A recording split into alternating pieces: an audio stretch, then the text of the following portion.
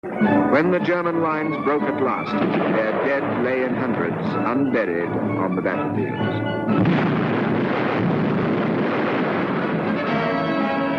As our infantry went forward, engineers and pioneers built roads across the mountaintops for vital supplies to reach them. In 14 days, they built 11 miles.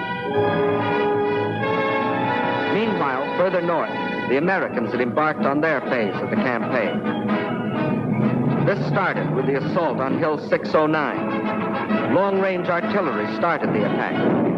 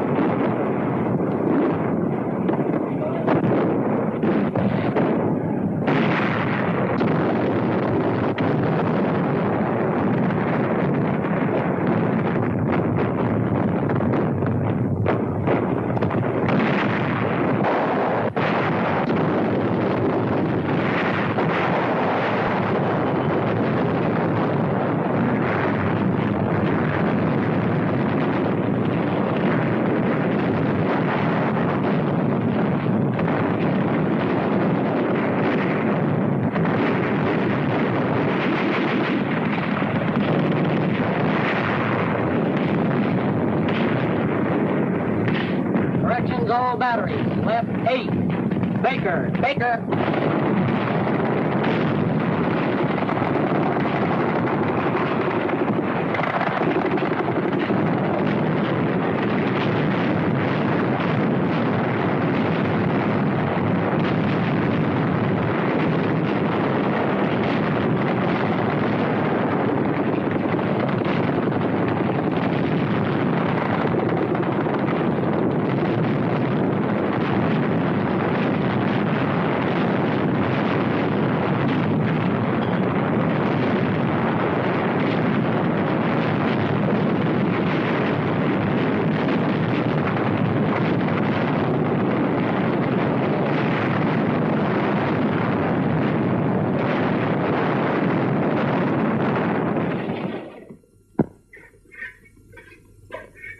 We took Hill 609.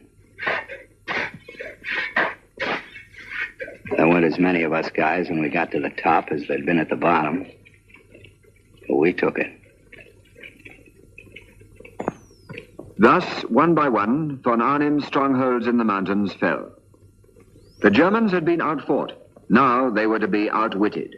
General Alexander knew their fear of the Eighth Army. So he reinforced that fear with heavy bombardments and local attacks from Montgomery's front. At the same time, he secretly transferred the 4th Indian and the 1st and 7th Armored Divisions from the 8th to the 1st Army in the north, whence the main attack was to come. The spark plug was ours, and we were now ready to explode the combustible mass. Now to pour on the power. Now to give the apostles of power an education in the use of it.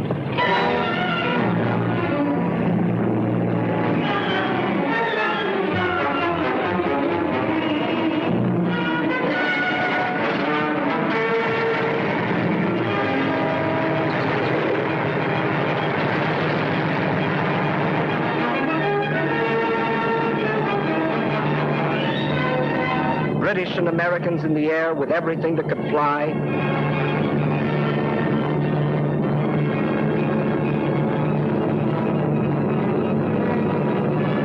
British and Americans on the ground with everything that could shoot.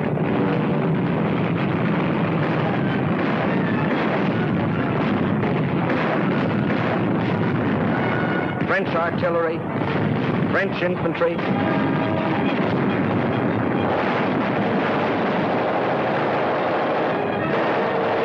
British Navy.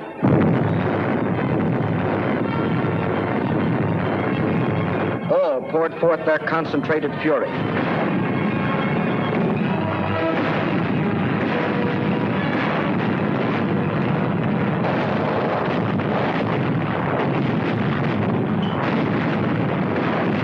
This was blitz warfare warfare such as the inventors of the Blitz had never dreamed of.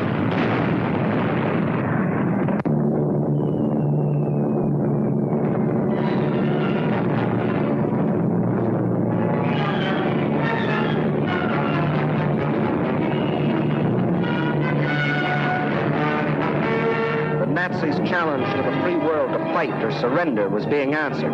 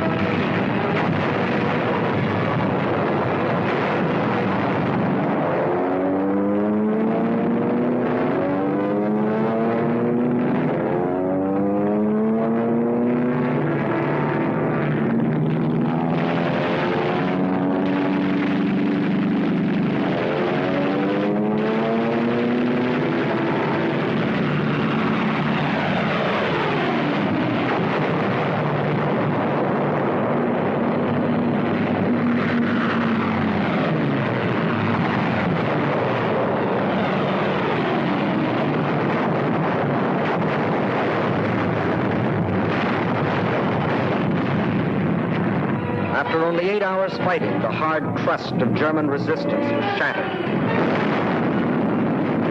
Our armor crashed through.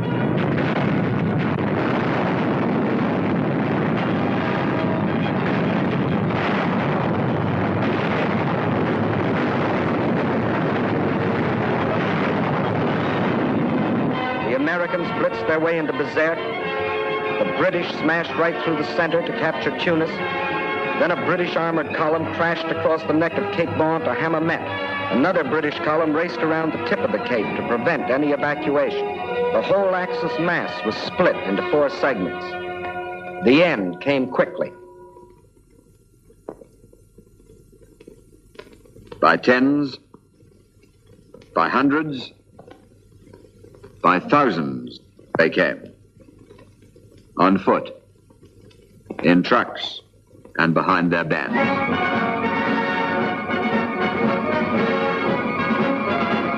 The greatest mass surrender of fully equipped troops in modern history. We had lost nearly 70,000 men, dead, wounded, and missing. 35,000 British, 18,000 Americans, 15,000 French. But for every man we had lost, the enemy lost 5. And at the end, 15 full divisions, 266,000 of their best men laid down their arms. No Bataan this, no Crete, no men riddled with disease and shrunken with hunger, fighting to the last barehanded. Educated in the school for power, they were quick to recognize superior power. And when they did, they quit cold. This is the end of the Axis African adventure.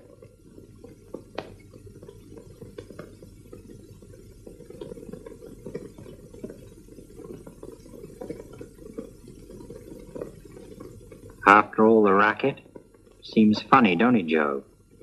So quiet. Yeah. What's biting you, Joe? I don't know.